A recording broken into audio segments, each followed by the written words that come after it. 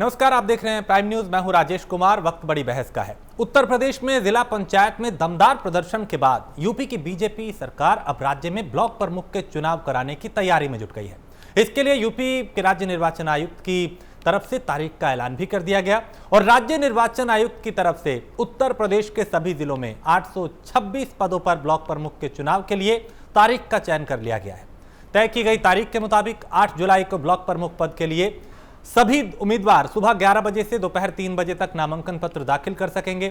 इतना ही नहीं, उत्तर प्रदेश के राज्य निर्वाचन आयोग की तरफ से 8 जुलाई के दिन ही नामांकन पत्र दाखिल होने के बाद से उसकी समीक्षा का कार्यक्रम तय किया गया है, जो कि समीक्षा कार्य पूरा होने तक निरंतर चलता रहेगा। राज्य निर्वाचन आयोग की तरफ से ब्लॉक प्रमुख चुनाव के लिए नामांकन पत्र दाखिल करने वाले सभी उम्मीदवारों को अपना नामांकन पत्र या उम्मीदवारी वापस लेने का एक मौका दिया जाएगा। आयोग के मुताबिक 9 जुलाई को नामांकन पत्र दाखिल करने वाले सभी उम्मीदवार सुबह 11 बजे से दोपहर 3 बजे तक अपना नामांकन पत्र वापस ले सकेंगे। तो राज्य निर्वाचन आयुक्त ने चुनाव के अंतिम पड़ाव कहे जाने वाले मतदान और मतगणना को लेकर एक ही दिन तय किया है, यानी 10 जुलाई को सुबह 11 बजे से दोपहर 3 बजे तक मतदान करने का समय सुनिश्चित किया गया है। वहीं इसी दिन दोपहर 3 बजे के बाद से मतगणना शुरू होगी। आज इस मुद्दे पर हम चर्चा करेंगे कि ब्लॉक प्रमुख के चुनाव को लेकर किस पार्टी की क्या तैयारी है, अपने अपने ब्लॉक प्रमुख बनाने के लिए पार्टियों ने क्या रणनीति बनाई है। तो नाम वापसी का 9 जुलाई से 11 बजे से 3 बजे तक का वक्त है और मतदान जो है 10 जुलाई को 11 बजे से 3 बजे तक होगा। मतगणना 3 बजे के बाद 10 जुलाई को ही शुरू हो जाएगी और उसी दिन तस्वीर साफ हो जाएगी कि ब्लॉक प्रमुख में किस पार्टी ने बाजी मारी, कौन किस पे भारी रहा। इससे पहले जिला पंचायत अध्यक्ष की बात करें तो उसमें भारतीय जनता पार्टी का हौसला बुलंद होगा उन नतीजों से, और समाजवादी पार्टी के लिए सोचने वाले नतीजे जरूर रहे हैं।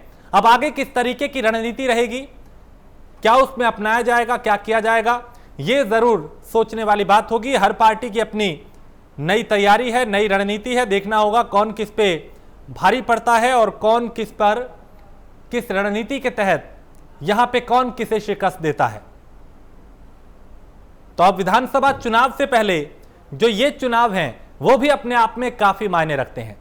पहले पंचायत चुनाव हुआ, उसके बाद जिला पंचायत अध्यक्ष का चुनाव हुआ, ब्लॉक प्रमुख का चुनाव है और ये जो छोटे छोटे चुनाव हैं गांव के, शहर के, ये मिलकर 2022 में अपना प्रभाव जो है वो डालेंगे और उसका कितना असर होगा, किसे फायदा होगा, इन चुनावों में बेहतर प्रदर्शन करने वाली पार्टियों का कितना उसमें फायदा होगा, ये जरूर समझने वाली बात होगी।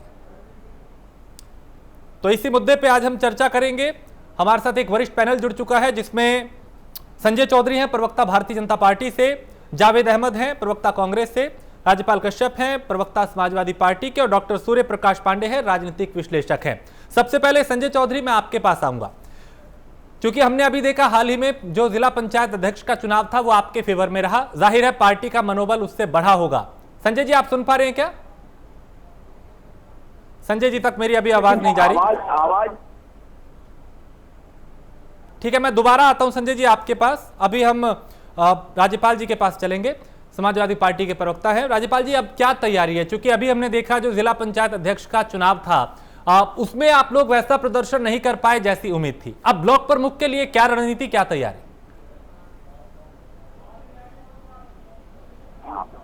वो चुनाव थाना अध्यक्ष लड़ रहे थे, कलेक्टर लड़ रहे थे, कोतवाल लड़ रहे थे, कप्तान लड़ रहे थे। बीजेपी ने तो अभी जो पंचायत चुनाव प्रधानी और जिला पंचायती को हुआ था वो लड़ा था और खूब पन्ना प्रभारी बनाया था, बूथ प्रभारी बनाया था, मंत्री लगे थे, जिला पंचायत सदस्यों की टिकट से लेकर सब में पूरा तंत्र बनाया था। ऐसा मंत्र फूका था कि लग रहा था कि ये बिल्कुल सभी सीटें जीत जाएंगे, लेकिन जनता ने धूल चटा दिया, धूल धूल के भाजपा को हरवाया है। और अब ये बौखला गए, अब बौखला गए तो माननीय अखिलेश यादव जी की छवि निकल के आई और जो परसेप्शन बना कि अब वो उत्तर प्रदेश के प्रचंड बहुमत के साथ में उत्तर प्रदेश के मुख्यमंत्री बनने जा रहे हैं। इससे बौखलाई हुई बीजेपी ने अपने कप्तानों और कलेक्टरों को कहा कि ये नहीं आओ, चाहे मुकदमा लगाना पड़े, चाहे संविधान की धज्जियां उड़ाना पड़े, चाहे निर्वाचन आयोग की धज्जियां उड़ाना पड़े, चाहे लूटपाट करनी पड़े, चाहे अपहरण करना पड़े, लेकिन हमें जिता के दो, चाहे पैसा खर्च करना पड़े। वो बीजेपी कहां चली गई थी जब लोग ऑक्सीजन से तड़प के लोग मर रहे थे, जब लोग भूख से मर रहे थे, जब पैदल चल के लोग मर रहे थे, तो बीजेपी के पास करोड़ों रुपए नहीं था। अब जिला पंचायत सदस्य खरीदने के लिए करोड़ करोड़ रुपए दे रहे हैं, ये बीजेपी कहां से लाई, ये तो बताए। ये ऑक्सीजन में भी घोटाला करेंगे, दवाई की ब्लैकमेलिंग में भी घोटाला करेंगे, यही तो सब पैसे आ रहे हैं। और ये उद्योगपतियों के हाथ में देश इसीलिए तो देना चाहते, वो मोटी रकम दे रहे हैं कि आप जीतो। आप बताइए, ये चुनाव हुआ? ये चुनाव कुछ नहीं है, चुनाव तो 22 में होगा। नहीं, तो अगर आप इतने भरोसे के साथ इस बात को कह रहे हैं तो इसकी शिकायत आगे क्यों नहीं किया आपने? चुनाव आयोग में क्यों नहीं इस बात का जिक्र किया? अगर आपको लगता है कि चुनाव ठीक से नहीं हुआ या उसमें कोई गड़बड़ी हुई है? हम लोगों ने चुनाव आयोग में 3 बार गया हूँ। माननीय राष्ट्रीय अध्यक्ष श्री अखिलेश यादव जी ने माननीय प्रदेश अध्यक्ष जी के साथ में हम लोगों को कमेटी बना के भेजा। 3 बार निर्वाचन आयोग को लिख के आया, 3 बार बताया जाया कि हमारे कई मेंबर, मैं भी देख रहा था कई जिलों को, कई मेंबर हमारे उठा लिए गए रात में, तो लोगों ने उठा लिया, पुलिस उठाने गई। कई महिला जो जिला पंचायत सदस्य है, उनके घर में सिविल ड्रेस में जाके जितना नंगा नाच किया है, बेइज्जती जितनी महिलाओं की हो सकती है, ये बीजेपी चाल चलन चरित्र दिखाने वाली बीजेपी आज कहाँ खड़ी है, जो बताती थी चाल चरित्र, और सत्ता में आए इनका चाल चलन चरित्र सबने देख लिया। केवल तोड़ा आकर देते थे चाल चलन चरित्र का, भ्रष्टाचार का। आप बताओ किस तरीके से जिला पंचायत आपने देखा, लाठी मार के लोगों को खूना करते, याद आप ले लो। बागपत में तो नामांकन ही खाई, इतने बड़े जावेद जी आपको आवाज आ रही है मेरी? आपने नहीं देखा, बागपत में तो फर्जी है, महिला खड़ा करके नामांकन ही कैंसिल कराने जा रहे थे। वो तो कहो सबूत और साक्ष्य भेजे गए, कितने जिलों में ऐसा हुआ। ठीक है राजपाल जी, मैं दोबारा आपके पास आता हूँ। जावेद जी आप मुझे सुन पा रहे हैं क्या? और उनको कैंसिल कर दिया गया। जावेद जी मैं आपके पास आऊंगा और आपसे समझूंगा, क्योंकि जिला पंचायत अध्यक्ष के चुनाव में क्या होगा वो आप लोग बेहतर जानते हैं। उम्मीदें तो आपको भी थी, अब ब्लॉक प्रमुख का चुनाव है और विधानसभा चुनाव से पहले ये चुनाव काफी मायने रखते हैं। क्या तैयारी और क्या उम्मीदें?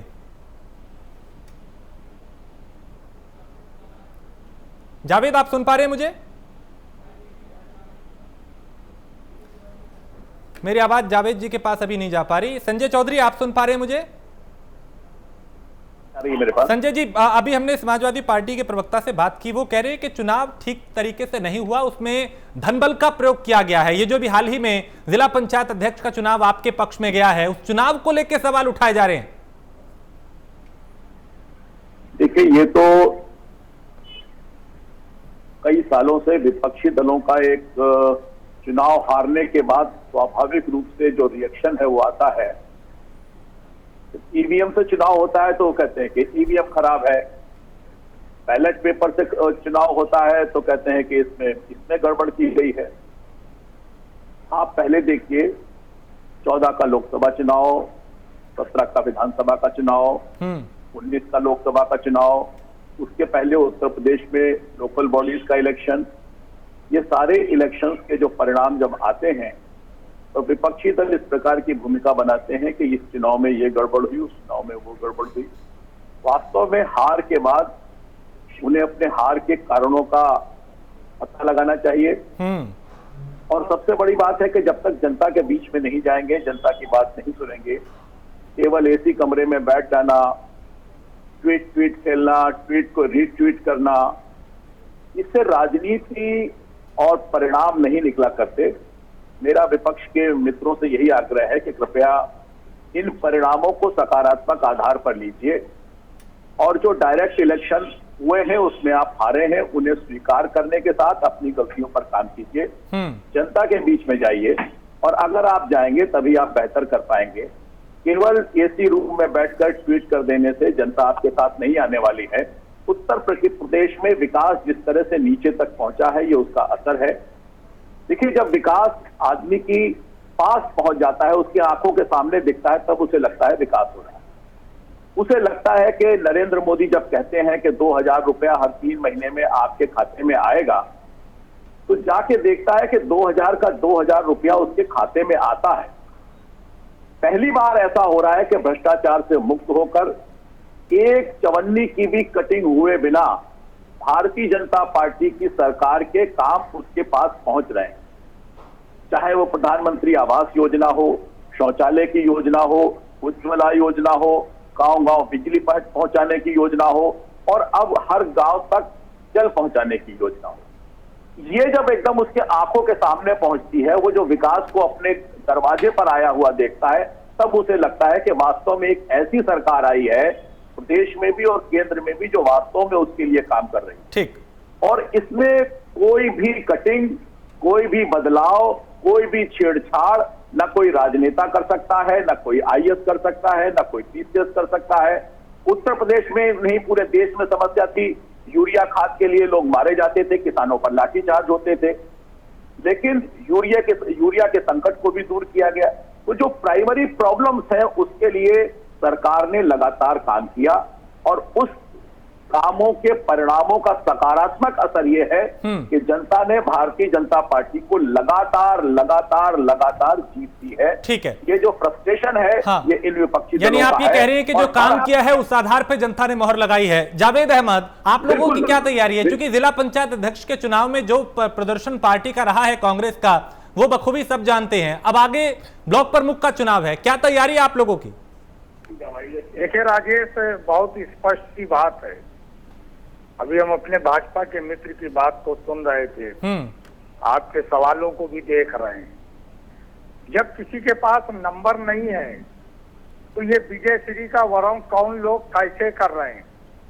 क्या ये स्पष्ट नहीं है कि जिला पंचायत के चुनाव में किस तरीके से जिला अधिकारियों ने और पुलिस अधीक्षकों ने और प्रशासनिक अधिकारियों ने जिला पंचायत सदस्यों के साथ क्या क्या नहीं किया? धन का प्रलोभन, अगर धन से व्यक्ति नहीं मान रहा है तो किस तरीके से उसके ऊपर आपराधिक मुकदमे लिखाने की धमकी, किस तरीके से जिला पंचायत सदस्यों का अपहरण, और अब वही ब्लॉक प्रमुख के चुनाव में भी होने जा रहा है। आज भी खबरें छपी हैं, हो सकता है कि आपके संज्ञान में हो सकता है कि ना भी हो। आज मैं जहां पर हूं वहां पर मैं खबर देख रहा हूं कि जिला अधिकारी और पुलिस अधीक्षक ने ऊपर के आदेश पर थानेदारों को ब्लॉक प्रमुख क्षेत्र पंचायत सदस्यों की सूची उपलब्ध करा दी है कि जो आपके थाना क्षेत्र में क्षेत्र पंचायत सदस्य हैं उनको किसी भी तरीके से भारतीय जनता पार्टी के पक्ष में मतदान उनसे कराना ही कराना है।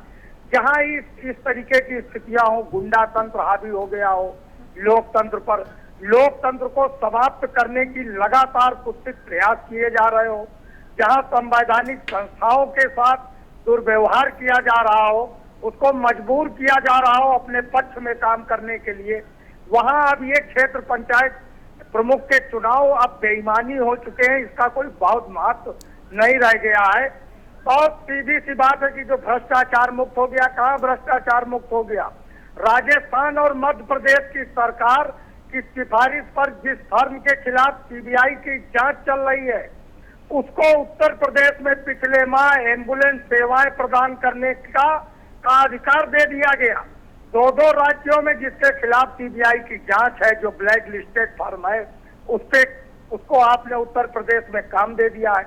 अयोध्या में परिक्रमा स्थल के निर्माण में उसके विकास के लिए 700 करोड़ रुपए का घोटाला हो जाता है। बस्ती और उसके आसपास के जिलों में कागजों में सड़क बन जाती है। हृदय रोगियों के लिए नकली दवाएं खरीद ली जाती है, मेडिकल सप्लाई कॉर्पोरेशन खरीदता है। खुलासा होता है, सरकार जांच की बात करती है, आज तक विभागीय जांच भी नहीं शुरू हो पाई। तो लेकिन जावेद जी, जावेद जी, जी, आपने जो अभी चुनाव को लेकर बात कही कि धन बल का प्रयोग हुआ जिला अधिकारियों ने, और जहां के जो प्रमुख है उन पे दबाव है, वो आगे नीचे दबाव दे रहे हैं। अगर आपके पास इतने दावे के साथ आप इस बात को कह रहे हैं, तो फिर चुनाव आयोग से क्यों नहीं इस बात की शिकायत कर रहे? आप वहां क्यों नहीं साक्ष्य दे रहे और इस बात को उजागर कर रहे कि देखिए इस तरीके से चुनाव हो रहा है? कौन नहीं जानता? चुनाव आयोग को कितने राजनीतिक दलों ने ज्ञापन दिया। चुनाव उत्तर प्रदेश के इस निर्वाचन आयोग की क्या भूमिका है, निर्वाचन अधिकारी किससे प्रेरित है, ये पूरा उत्तर प्रदेश जानता है। आप भी जानते हैं कि जब कुछ सुनना ही नहीं है, अगर हम एप्लीकेशन दे रहे हैं थाने में, तो थानेदार को एफआईआर दर्ज ही नहीं करनी है। जब दर्ज नहीं करना है तो हमारे किए धरे का कोई भी संज्ञान राजेश जी आप भी नहीं लेंगे कि आपकी तो एफआईआर नहीं हुई। ये तो साधारण एप्लीकेशन है, आप लिख सकते हैं। और आप मुझको दे सकते हैं। ये जो एडवाइजरी पर काम पूरे देश में चल रहा है 2014 से जो शुरू हुआ है, इसने किन किन स्थितियों में किन किन लोकतंत्र के स्तंभों को धूल दूषित किया है। आप स्वयं गवाह हैं कि क्या ये सत्य नहीं है कि पूरी सुप्रीम कोर्ट चली आई सामने प्रेस कॉन्फ्रेंस करने के लिए, और उसके बाद क्या हुआ, किस तरीके से लोगों के गिरेबान में हाथ डालकर, किस तरीके से उनको क्या क्या बताकर समझाकर, डॉक्टर सूर्य, मैं दोबारा आता हूं। की गई है। ठीक है जावेद अहमद, कौन नहीं देख रहा। हाँ ठीक है, अभी इसकी और समीक्षा करते हैं। अभी कई सवाल हैं, क्योंकि अब आगे की रणनीति क्या है वो जानेंगे। डॉक्टर सूर्य प्रकाश, आप ये बताएं कि जो अभी विपक्ष आरोप लगा रहा है उसमें कितना दम है, और जो नतीजे आए आखिर उसकी वजह क्या रही? क्या नहीं लगता कि विपक्ष को मंथन करना चाहिए आगे की रणनीति के लिए, बजाय इस पर ठीकरा फोड़ना कि चुनाव में ये हुआ? देखिए, यही दुर्भाग्य है देश का कि आप अभी दोनों मैं प्रवक्ता भाइयों को सुन रहा था अलग अलग पार्टी के, और उन्होंने बात कही है। मैं उनको बताना चाहूंगा कि यह जन आस्था का एक जो अभिव्यक्ति है अभी आपके सामने जिला पंचायत अध्यक्ष के चुनाव में, तो यह अभिव्यक्ति है उस आस्था का, उस प्रतीक के, उस विश्वास का जो प्रधानमंत्री जी और माननीय मुख्यमंत्री जी के नीतियों में जनता का, उत्तर प्रदेश की जनता का है, उत्तर प्रदेश की जनप्रतिनिधियों का है। और आप अपनी कमियों, आपको मैं पीछे ले चलना चाहूंगा कि सपा सरकार में भी चुनाव हुए थे, उसके पहले भी जो भी सरकारें रही चुनाव हुए, तो चूंकि एक पैटर्न चल पड़ा है तो आप उसी एंगल से सोच रहे हैं। और आप चुनाव आयोग के अभी आप ही ने कहा राजकुमार भाई कि चुनाव आयोग के पास आप क्यों नहीं गए, और सुप्रीम कोर्ट में गए, हर विकल्प आपके पास खुला हुआ है, आप जाएं। यदि वहां न्याय नहीं मिलता है आपको, फिर आप दरवाजा खिल जाए। यहाँ तो भारत लोकतंत्र प्रधान देश है, यहाँ पर न्यायपालिका है, उसके साथ साथ सभी स्तंभ खुले हुए हैं। केवल ऐसा नहीं कि राजतंत्र ही चला सकता है, और लोकतंत्र में हर व्यक्ति को लिखने का अधिकार है, पढ़ने का अधिकार है, अपनी बातों को रखने का अधिकार है। यदि आपको लगता है कहीं गलत हुआ तो आप प्रमाण सहित कहीं न कहीं मैं उचित मंच पर अपनी बात रखते हैं, और केवल आरोप प्रत्यारोप से मुझे नहीं लगता कि जनता की सही मायने में आपको चिंता है। केवल आप अपनी राजनीतिक रोटियां सेक रहे हैं, जो कि सर्वथा आपको लंबी राजनीति के लिए आपका साथी नहीं बन सकता। नहीं, भाजपा के लिए किस एडवाइजरी के साथ बैठे, जनता की एडवाइजरी हर सरकार में एडवाइजरी जैसी कोई बात नहीं जावेद, एडवाइजरी जैसी कोई बात ही नहीं हुई। आपने बात की कि थानेदार को, जिलाधिकारी को, कलेक्टर को, एसएसपी को, किसी को कोई एडवाइजरी नहीं है। यह आपकी गलतफहमी है, क्योंकि आपने सदैव गलत चीजों पर और गलत तथ्यों पर आधारित राजनीति को देखा है, समझा है, जाना है। इसलिए आपसे निवेदन है कि सही तर्कों पर, तथ्यों पर चले। नहीं, 2013 में जो राकेश टिकैत भाजपा के लिए अच्छा था, वो आज जो है किसान नहीं रह गया। यही है दोगलापन लोगों का। इस आप पीछे लौट कर देखें, आपको सारे सवालों का जवाब मिलेगा। जब जिला पंचायत जनता जानती, अरे ये जनता जानती है, और जनता ने जो दिखाया है, किसान नेता होता है, और 2021 में वो दलाल हो जाता है आपके लिए। ये है आपका कैरेक्टर, ये चरित्र है आपका। तो दोहरा चरित्र आप लोग। चलिए, हमारे चरित्र की परीक्षा 2022 में होगी, और जनता स्वयं समझदार है, जनता उसे ही चुनेगी जो समझदार होगा। और आपका भी स्वागत है, आप पूरी तैयारी के साथ आइए। अभी तो आप आरोप लगा रहे हैं, लेकिन तब आपके पास आरोप लगाने का अवसर न रहे, इसलिए आप सामने आइए और सही तर्कों, तथ्यों के साथ लेकर सड़क पर आइए। बहुत तर्क और तथ्य के साथ हम तो सड़क पर हैं। हम संघर्ष कर रहे हैं उत्तर प्रदेश में। भाजपा के खिलाफ अगर कोई लड़ा तो कांग्रेस लड़ी। इस पिछले कोरोना काल से आज तक देख लो।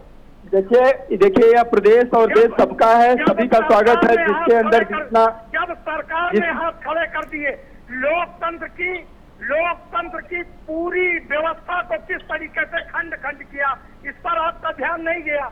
किस तरीके से फैसले बदलवाए जा रहे हैं। लोकतंत्र ही है, वह लोकतंत्र ही है कि कई साल की लड़की आरती तिवारी। जावेद अहमद एक सेकंड, एक एक करके पहले, हाँ डॉक्टर सूर्य प्रकाश आप अपनी बात पूरी करें पहले। जावेद भाई मैं आ रहा हूँ दोबारा आपके पास। बीच में बोल रहे हैं जावेद जी, थोड़ा सुनने का सामर्थ्य रखिए। जावेद जी सुनने का सामर्थ्य रखिए, तब उसके बाद बोलिए। आप लोग बोल रहे थे तो मैंने बीच में नहीं अपनी बात रखी है। यह 21 साल, यह लोकतंत्र भारतीय जनता पार्टी की ही देन है कि 21 साल की लड़की आरती तिवारी इतनी कम उम्र में बिना किसी राजनीतिक बैकग्राउंड की जिला पंचायत सदस्य बनती है, अध्यक्ष बनती है। और समाजवादी पार्टी या अन्य पार्टियां बता दें हमें जहां कोई राजनीतिक बैकग्राउंड न हो परिवार का, केवल सारा सैफई दावा और अमेठी और उसके बाद आप उससे बाहर निकले पहले। यह भारतीय जनता पार्टी है जहाँ चाय बेचने वाला व्यक्ति प्रधानमंत्री बनता है। माननी चाहिए लोकतंत्र के इस बात की सर, किस शर्म की आप बात कर रहे हैं? शर्म आपको आनी चाहिए अनर्गल आरोप लगाने से लेकर के। आप सही चीज पे आइए, सही बातें करिए। अनर्गल आरोप है, महंगाई से बचना चाहते हो, क्या मुद्दा ले आते अरे हो? अब आप चुनाव की बात चले, आप महंगाई ला रहे हैं। महंगाई पहले तो आप एक पढ़े लिखे व्यक्ति हैं और आशा करता हूं कि महंगाई के कारणों को समझेंगे। सुनिए, फिर आप मुद्दे से भटका रहे हैं। आप सही मुद्दे, आपने कहा कि अपहरण हुआ लोग। डॉक्टर सूर्य प्रकाश, एक सेकंड, जावेद अहमद एक एक करके अपनी बात रखें। इस तरीके से इंटरप्ट करेंगे तो दोनों की बात समझ नहीं आएगी। डॉक्टर सूर्य प्रकाश, जल्दी से अपनी बात पूरी करें। आप बताइए कि लोकतंत्र का गला कहाँ घोटा गया, कहाँ एसएसपी और कहाँ जिलाधिकारी को कहा गया? यह जनता की चुनाव की अभिव्यक्ति है। जनता ने इस चुनाव को लड़ा है और जनता ने अपनी प्रति चुना है। की सरकार में भी यही हुआ तो मतलब क्या है आपका कहने का? वही मैं, आप नहीं, आपने पैटर्न देखा है ना। गलती आपकी नहीं है। आपने एक पैटर्न देखा है कि जिलाधिकारी और कप्तान से कह करके चुनाव के प्रत्याशियों को उठा लिया जाता था। आपने वो पैटर्न देखा है चुनाव का, तो आप वैसा ही सोचेंगे। यह बदलाव का प्रतीक है। यह नया उत्तर प्रदेश है जहाँ पर आपको एक अलग छवि दिख रही है और आप उसे सच को देखने की और अपनाने की आदत डालिए। मेरी बात पूरी हुई? एक सेकंड जावेद भाई, दोबारा मैं आपके पास आ रहा हूं। अभी बहुत वक्त है, कई सवाल हैं आपसे, जानेंगे आपकी रणनीति, आपके आरोप, सब कुछ जाना जाएगा। सूर्य प्रकाश, अपनी बात बहुत जल्दी से पूरी कीजिए, मुझे दूसरे लोगों के पास भी जाना है।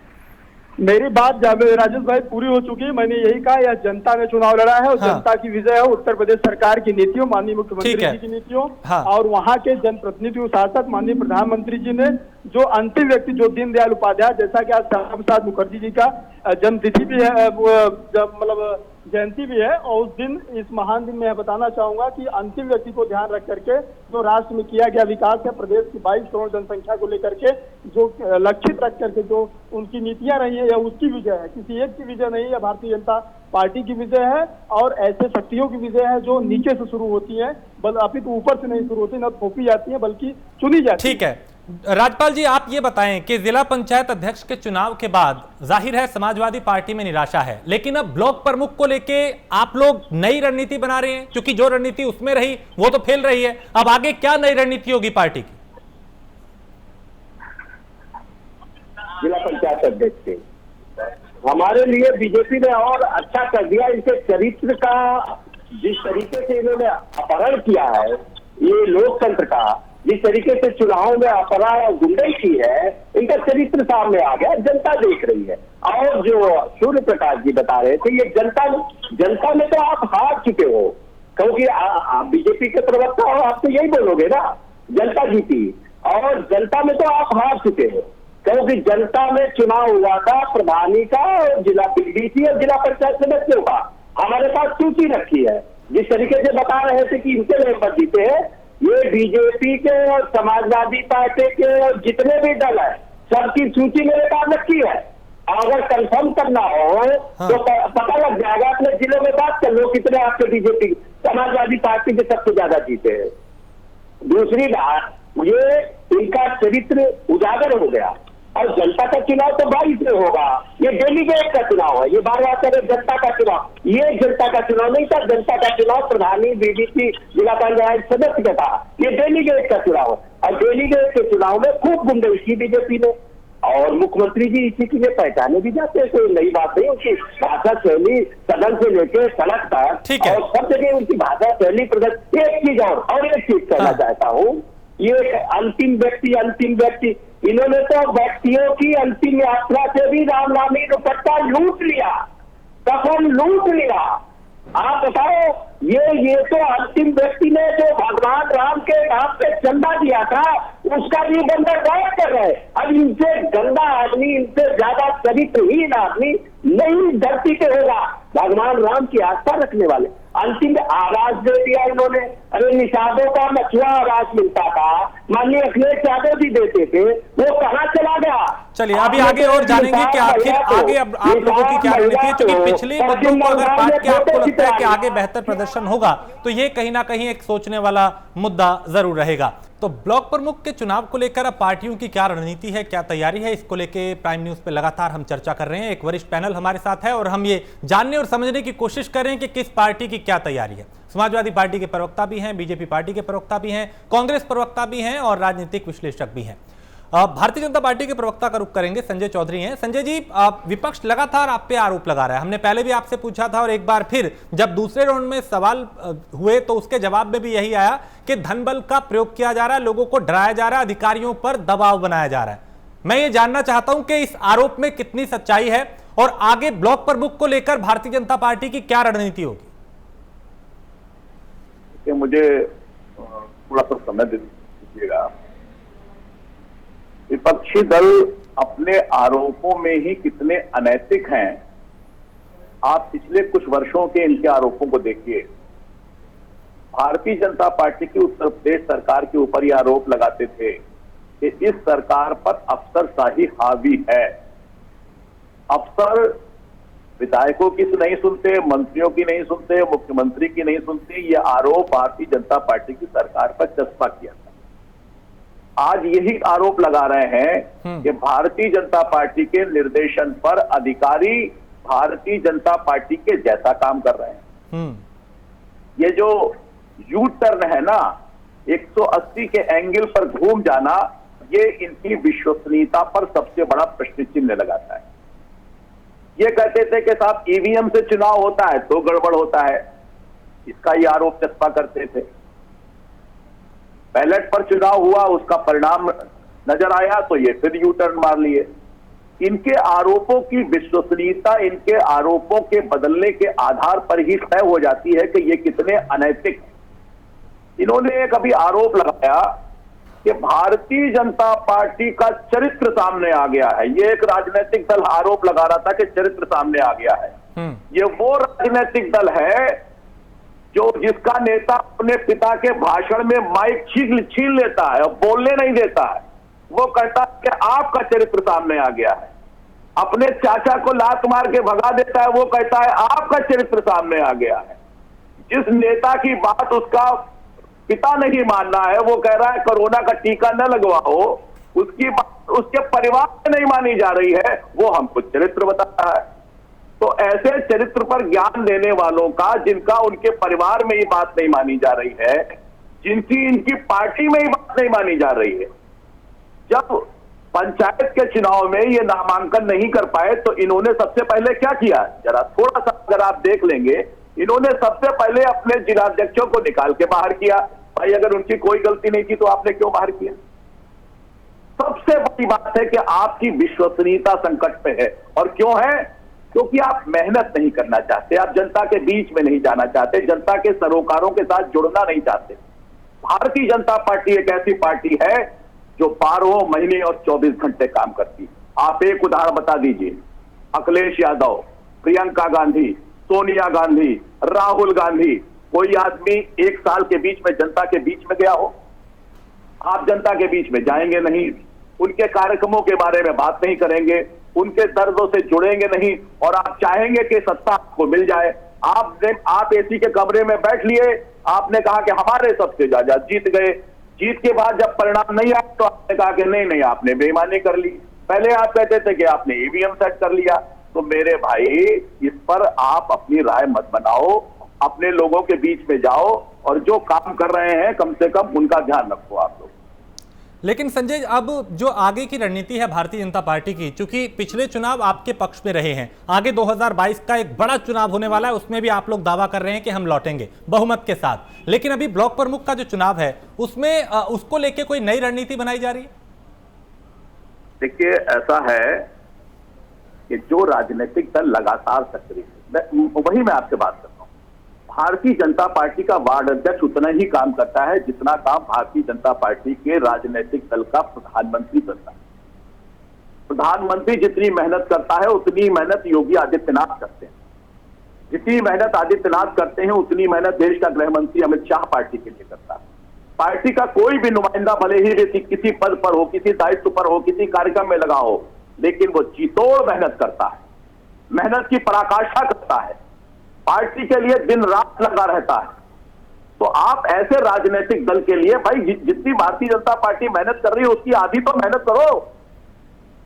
मैं वही मूल बात कर रहा हूं कि जब तक आप जनता से जुड़ेंगे नहीं, आपको पता नहीं कि किसान के पास जब समस्या का समाधान पहुंचता है, किसान के पास कितना गर्व होता है कि प्रधानमंत्री ने कहा कि आपको साल में 6,000 रुपया मिलेगा। मैं चुनौती देता हूं किसी भी राजनीतिक दल को, उत्तर प्रदेश नहीं देश का कोई भी आईएएस, कोई भी राजनीतिक कार्यकर्ता, कोई भी मठाधीश, कोई भी मुखिया प्रधानमंत्री के द्वारा तीसरे महीने भेजे गए 2,000 रुपए में से एक चवन्नी मैं कहता हूं नहीं मार सकता। तो ऐसा सीधे के सीधे लाभ अगर आम आदमी के पास, किसान के पास पहुंच रहा है तो वो उसको ये नहीं लगेगा कि ये सरकार अच्छी से चल रही है।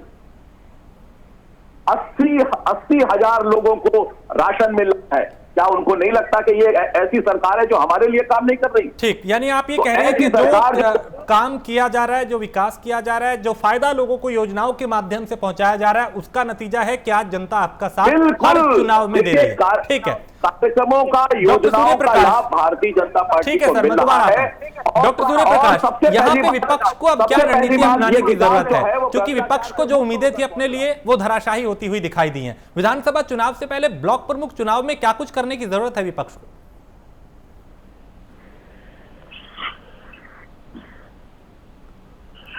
सूर्य प्रकाश, आप सुन पा रहे हैं मुझे? जी सुन पा रहा हूं मैं। जी, आप ही से मेरा ये सवाल था कि अब विपक्ष को क्या नई रणनीति बनानी होगी जिससे वो सत्ता पक्ष की काट कर पाए, अपने फेवर में कुछ बेहतर कर पाए?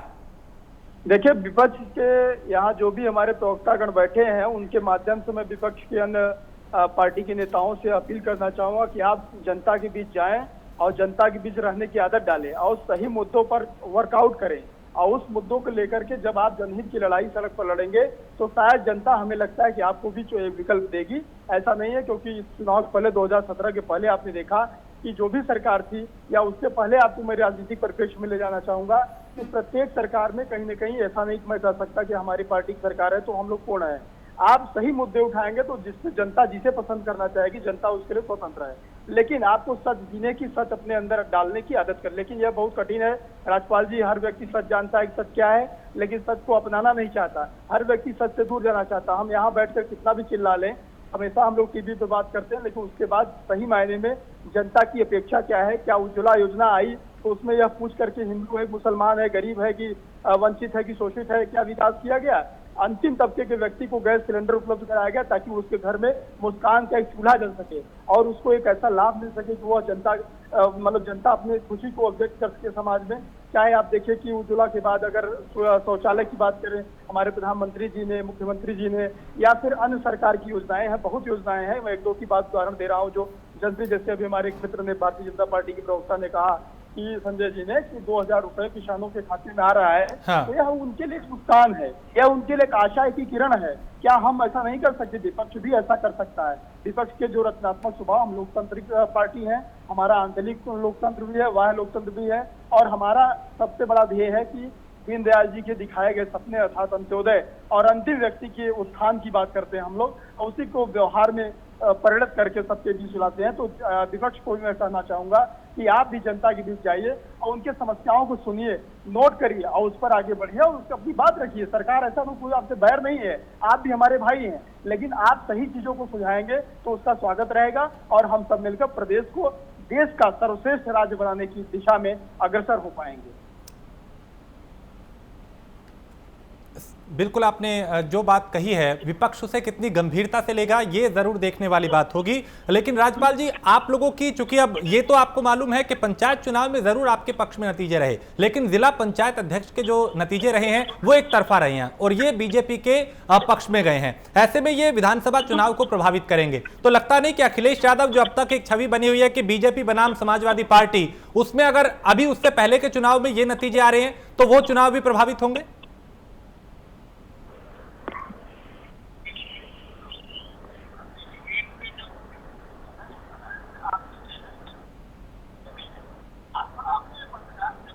आवाज उठाइए राज्यपाल जी की। जी, आपके तो, और दूसरी बात, ये अभी बीजेपी के वो है सलाहकार, बीजेपी के सलाहकार और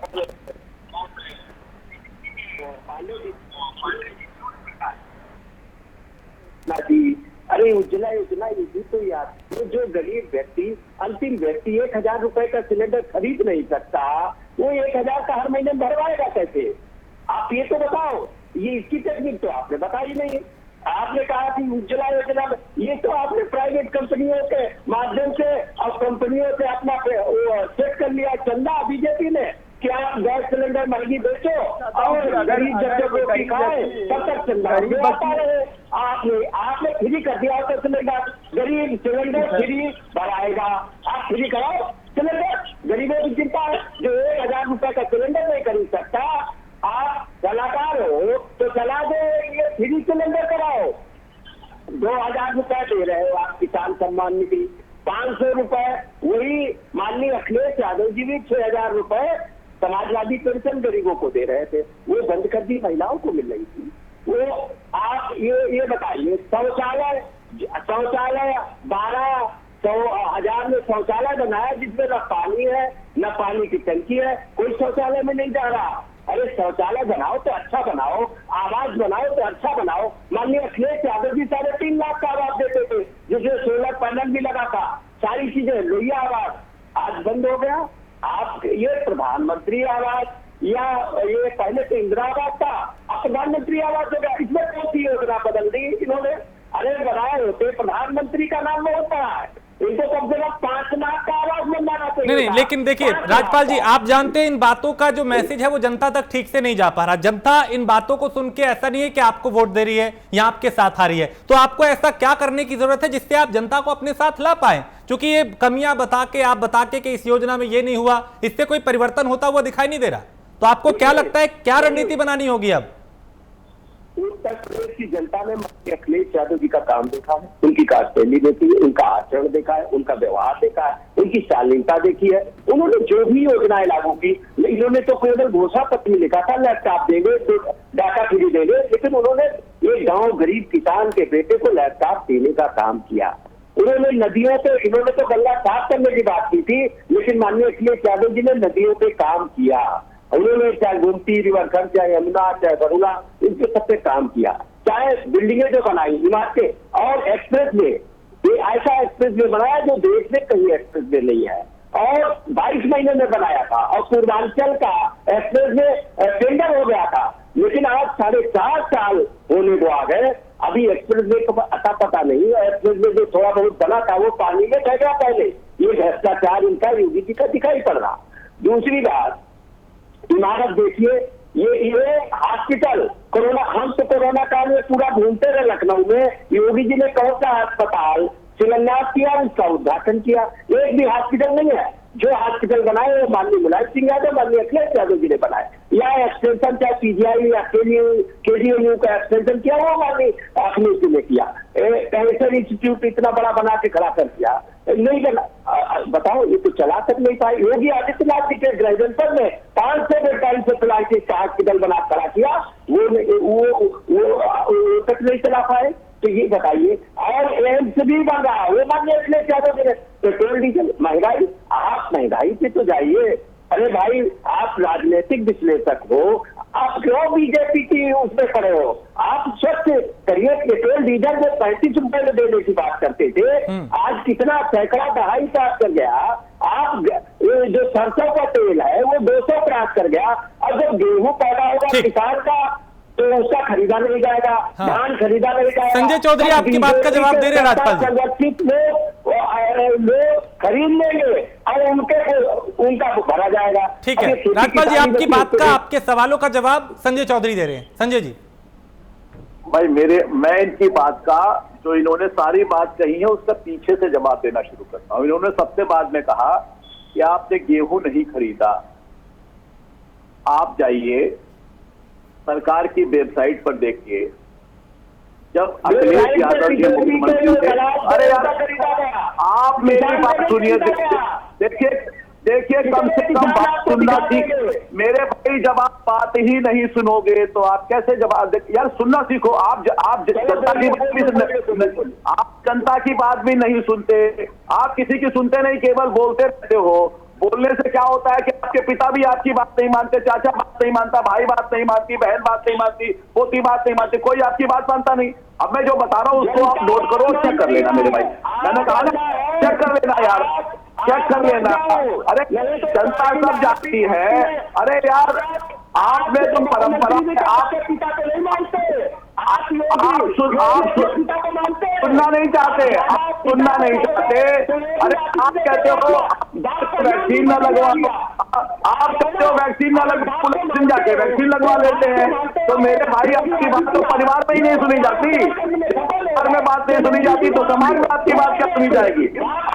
परिवार ने कर दिया, समाज आपकी बात क्या सुनेगा? आप सुनो कम से कम यार। मैं तो आपकी बात सुन रहा था, आप कम से कम सुनो तो मेरे भाई, आप तो सुनो। अरे सुनोगे तो कम से कम सुनो और नोट कर लो जो मैं कह रहा हूँ ना। आप सुनो और नोट कर लो, थोड़ा सा सुनो मेरे भैया। अरे सुन लो, अरे थोड़ा सा सुन लो, थोड़ा सा सुन लो। सच बहुत कड़वा होता है, सच बहुत कड़वा होता है, सच को सुनो। जो सच है बहुत। राजपाल जी अब सुन लीजिए, आपने कई बातें पूछी, आपने कई आरोप लगाए, आपने कई सवाल पूछे, अब जवाब ले लीजिए। संजय चौधरी आप कम से कम जवाब तो सुनो ना। आपने कहा कि गेहूं नहीं खरीदा। मुख्यमंत्री अखिलेश यादव जब आखिरी साल चुनाव में गए तो उन्होंने 7.8 लाख मेट्रिक टन गेहूं खरीदा था। ये सरकार के रिकॉर्ड में है, इसको आप नोट करो, जरा कागज और पेंसिल निकालो, केवल बोलो नहीं, इसको नोट भी करो। और इस समय योगी आदित्यनाथ की सरकार ने 56 लाख मीट्रिक टन गेहूं खरीद लिया है। और केवल खरीदा नहीं है, किसान के खाते में पैसा भी चला गया है। 5 नंबर 1 इस उत्तर को नोट कर लो, चेक कर लो। मैं फिर आऊंगा, मुझसे आप फिर जवाब लेना। आपने दूसरी बात कही थी, आपने कैंसर हॉस्पिटल बनवाया, जाकर देख लो। उस कैंसर हॉस्पिटल में केवल दीवार बनकर खड़ी हुई थी, एक सुविधा थी क्या उसके अंदर? एक भी सुविधा नहीं थी, उसका लोगों का उपचार नहीं होता था। आपने तीसरी बात कही, आपने एक्सप्रेस हाईवे बनाया था। आपने एक्सप्रेस हाईवे ऐसा बनाया था जिसमें उत्तर प्रदेश का एक नौकर था, जब आपके टर्म में चला तो 6 महीने बेड पे लेटा रहा था। 2 साल फिजियोथेरेपी वाले आके उसके पैर मलते थे, वो आदमी खड़ा हो पाया था। ऐसा एक्सप्रेस वे बनाया था जो पूरा नहीं किया। अगर पूरा किया तो योगी आदित्यनाथ ने उसको पूरा किया। आपने कहा कि आपने नदी बहुत साफ कर दी। अरे मैं आज भी आपको चुनौती देता हूं, मेरे साथ चलिए, गोमती के किनारे पर खड़े हो जाइए। सुनो मेरे भाई, सुनो मेरे जवाब सुनो। आप जवाब सुनेंगे नहीं, आप केवल बोलते रहेंगे, बात सच नहीं हो जाती। सच बहुत कड़वा होता है, कान में आपके शीशे की तरह घुसेगा। आपने नदी ऐसी साफ की, नदी नहीं साफ की, उत्तर प्रदेश का खजाना साफ कर दिया है। मेरे साथ चलिए, गोमती के किनारे पर चलिए, केवल आधा किलोमीटर गोमती के किनारे आपने साफ कर दिए, बना दिया।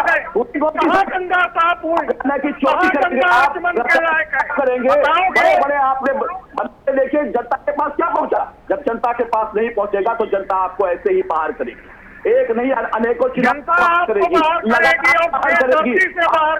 विश्वसनीयता के, अपने जनता की विश्वसनीयता के पीठ में छूरा होता है। आप लोकतंत्र के विरोधी हैं, आप जनता के विश्वासघातक हैं।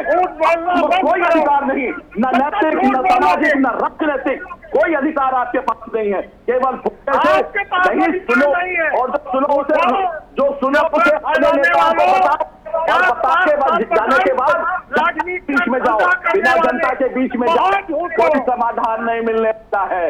इसीलिए कहता हूँ कि एसी में मत बैठो, ट्विटर मत खेलो, जनता के बीच में जाओ, जनता की बात सुनो, जनता के लिए काम करो, उनके विश्वास और जनता को हटाना है तो वैक्सीन लगवाना है, ये कहिए। और भी मुलायम सिंह यादव की तरह वैक्सीन लगवाइए, और एक ऐसी भी वैक्सीन लगवाइए जिससे सुनने की आदत भी आपको पड़े। मैं समझता हूँ कि जनता का ये उत्तर आपके लिए पर्याप्त होगा। संजय चौधरी, वैक्सीन लगवानी है, कहाँ है वैक्सीन? वैक्सीन लगवाओगे? कहाँ है वैक्सीन? आप आइए कल आपकी वैक्सीन लगवा देंगे, कल लगवा देंगे वैक्सीन। माफी वीर सावरकर की संतानों, गोडसे के वारिस, इतना झूठ बोलोगे? हिटलर के पास एक सेकंड समाजवाद तो एंटी कांग्रेस बना, जिस कांग्रेस को हराने के लिए समाजवाद देश के अंदर बना, पिछली बार ने उनके साथ चुनाव लड़ लिया। अरे संजय चौधरी, बताओ ना, मोहन भागवत के झूठे साबित हुए, आप जनतरम का विरोध करते हो, आप प्रीति को मुसलमान बना देते हो, वो प्रीति भाईजान हो जाती है निकाल करके, ये करते हो वैचारिक आधार पर लोकता के विचारों के हत्यारे हैं। मुद्दे पे आइए, वापस मुद्दे पे आइए। देखिए मुद्दे पे आइए, एक सेकंड डॉक्टर सूर्य प्रकाश, ये जो चुनाव हो रहे हैं, चाहे पंचायत चुनाव हो, जिला पंचायत अध्यक्ष का चुनाव हो या ब्लॉक प्रमुख का, ये विधानसभा चुनाव को कितना प्रभावित करेंगे?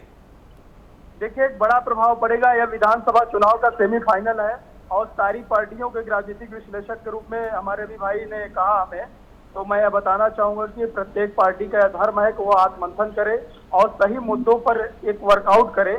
और यह सेमीफाइनल के तौर पे माना जा रहा है, देखा जा रहा है कि विधानसभा चुनाव के पहले आपको एक साल पहले जनता का क्या मूड है, जनता क्या सोचती है, जनता किस पर आस्था रखती है, जनता की क्या अपेक्षाएं हैं, आशाएं हैं और आपसे क्या सही मायने में उसकी उम्मीदें हैं, और इस पर आपको काम करने की आवश्यकता है। आज माननीय योगी जी की सरकार 4 वर्षों तक उत्तर प्रदेश में अपने कुशल ढंग से कार्य की है, जो जनता के बीच में सबके सम्मुख उपस्थित है। माना कि कुछ हो सकता है कि अपेक्षाएं पूरी नहीं हो पाई हो, तो भारतीय जनता पार्टी भी 1 साल के अंदर जो बचा हुआ समय है अपने जनता से किए गए वादे और जनता की जरूरतों को समझते हुए और जनहित के मुद्दे जैसे महंगाई की बात अभी हमारे समाजवादी पार्टी के मित्रों ने की और अन्य पार्टी के लोगों ने भी बताया, तो मैं स्वागत करता हूं। बिल्कुल सही बात है, जहां समस्याएं हैं उस पर ध्यान ले जाने की आवश्यकता है, क्योंकि सही जो आपका चाहने वाला है वह अंतिम व्यक्ति है। यह देश और यह जो प्रदेश है वह 22 करोड़ आबादी है, उसकी अपेक्षा चाहे शिक्षा हो, चाहे सामाजिक भाव हो, चाहे आर्थिक मोर्चा हो, चाहे राजनीतिक मोर्चा हो, हर स्तर पर हमें काम करने की आवश्यकता है। विपक्ष को भी मैं यह सुझाव देना चाहूंगा और यह आग्रह करना चाहूंगा कि आप भी इससे जुड़े हुए जन सरोकार के मुद्दे पर अपनी रणनीति बना करके विधानसभा चुनाव के 1 साल पहले दिन रात जी तोड़ अगर मेहनत अगर आप करेंगे जनता के बीच जाकर, तो शायद परिस्थितियां आपके अनुकूल होंगी। अदरवाइज भारतीय जनता पार्टी भी, हर पार्टी यह प्रयास करेगी कि हम 2022 का चुनाव जीते और उसकी झलक आपको देखने को मिलेगी। ठीक है, मैं इसके साथ आग्रह करना चाहूंगा। जावेद अहमद, आपकी टिप्पणी में चाहता हूं इस पर। जी जी जी राजेश जी बताएं। जावेद, आपने अभी जब संजय चौधरी बोल रहे थे तब आपने कई बातों का जिक्र किया, आपने सूर्य प्रकाश को भी सुना। अब मैं चाहता हूं आप स्थिति साफ करें कि कांग्रेस किस रणनीति के साथ अगले चुनाव में जा रही है और क्या उम्मीदें हैं आप लोगों को अपने लिए? देखिए, हर राजनीतिक दल जनता के मुद्दों के साथ जुड़कर वह उनकी समस्याओं के समाधान के लिए सत्ता में रहकर आंदोलन करता है, सत्ता में रहकर निराकरण करता है, तो विपक्ष में रहकर वह आंदोलन करता है। आप लगातार देख रहे हैं कि कांग्रेस अपने इस पिछले 2 वर्षों के जो समय रहा है और इधर कोरोना काल जो पूरा बीता है, इसमें जब सरकार ने जनता को भाग के भरोसे छोड़ दिया था, जनता को उसकी हालत पर छोड़ दिया था, हम जनता के साथ जुड़े रहे। आज उत्तर प्रदेश की स्थितियां क्या है? कुपोषण के मामले में उत्तर प्रदेश देश में प्रथम स्थान पर है। महिला अत्याचार के मामले में उत्तर प्रदेश को प्रथम स्थान पर आज खड़ा किया। ये किसके शासनकाल में हुआ? कितने घोटाले हुए, घोटालों की जांच नहीं हो रही, किस तरीके से लोगों के साथ क्रूरता से पेश आया गया। राजेश जी, आपके पत्रकार मित्रों के साथ भी किस तरीके से अत्याचार हुआ। अगर स्कूलों में एमडीएम में नमक रोटी खिलाने की अगर तस्वीरें वायरल हुई और खबर आई तो उसके विरुद्ध मुकदमा लिख के उसको जेल भेजने का काम किया। लेकिन जावेद अहमद, जो बातें आप कह रहे हैं उसके बाद भी कई चुनाव हुए हैं, उसमें भी जनता में ये मैसेज नहीं गया कि जो बात आप कह रहे हैं वो ऐसा हो रहा है, क्योंकि जनता अब भी उसी सत्ता के साथ है। राजेश जी, उसी सत्ता के साथ ये जिला पंचायत, जब ये त्रिस्तरीय पंचायत चुनाव हुए तो जनता ने सत्तारूढ़ दल को किस तरीके से पटकनी देने का काम किया और उसके बाद जो है आज इसको जिला पंचायत अध्यक्षों के चुनाव को सेमीफाइनल बताया जा रहा है। गुंडाई के बल पर वोट लूट लिया जाए, गुंडाई के बल पर लोगों के साथ पेश आया जाए, मुकदमे लिखाने की धमकी देकर, ठीक जावेद अहमद, जबरन देकर वक्त की कमी है। आखिरी सवाल मेरा राजपाल कश्यप आपसे है। हाँ राजपाल जी, अब आगे ब्लॉक प्रमुख के चुनाव को लेकर समाजवादी पार्टी की क्या रणनीति है? तो राजपाल जी तक मेरी आवाज नहीं पहुंच पा रही। संजय जी, आप कुछ टिप्पणी कर रहे थे, आखिरी टिप्पणी आपकी। देखिए, मेरे कांग्रेस के मित्र बहुत संघर्षों की बात कर रहे थे, जनता से जुड़ने की बात कर रहे थे। मैं इनका ध्यान लखनऊ से बहुत करीब एक संसदीय क्षेत्र है, उसको रायबरेली कहते हैं। रायबरेली की एक सांसद जी हैं, ये जनता से बहुत जुड़ने की बात कहते हैं। 9 दूनी 18 महीने हो गए हैं, 18 महीने से वो अपने संसदीय क्षेत्र में, जिस संसदीय क्षेत्र की जनता ने उन्हें जिताया था, अपना नुमाइंदा बनाया था, उनकी भी सुध बुध लेने नहीं आ रहे। करते हैं कि हम जनता की सुध बुध लेते हैं, जनता के साथ खड़े होते हैं। आपका सबसे बड़ा प्रतिनिधि, आपका राष्ट्रीय अध्यक्ष अपने संसदीय क्षेत्र में 18 महीने से गायब है, जनता ढूंढ रही है, कहां है आप? ये अगर आप में थोड़ी सी भी नैतिकता होती तो इस बहस से आप उठकर चले गए होते। जनता की बातों को अगर आप सुनेंगे नहीं, जनता के दर्द से आप रूबरू नहीं होंगे, जनता के विश्वास पर खड़े नहीं होंगे, दर्द में उनके सामने नहीं आएंगे, तो आप तो ऐसे ही जनता से दूर होते जाएंगे और आप विलुप्त हो जाएंगे। आपके जिला आप विलुप्त मत होइए, आपकी दल है, आप बड़े दल है, भारतीय जनता पार्टी के खिलाफ आपको लड़ाई करनी है, जनता के बीच में आइए। चलिए, वक्त इतना ही था, खड़े उतरिए। आप चर्चा में शामिल हुए, बहुत शुक्रिया। संजय चौधरी, जावेद अहमद, राजपाल कश्यप और डॉक्टर सूर्य प्रकाश, आप सभी का बहुत शुक्रिया इस चर्चा में शामिल होने के लिए। तो अब जिला पंचायत अध्यक्ष के चुनाव के बाद ब्लॉक प्रमुख की तैयारी जारी है और हर राजनीतिक दल की अपनी नई तैयारी है। देखना होगा इसमें कौन किस पर भारी पड़ता हुआ दिखाई देगा।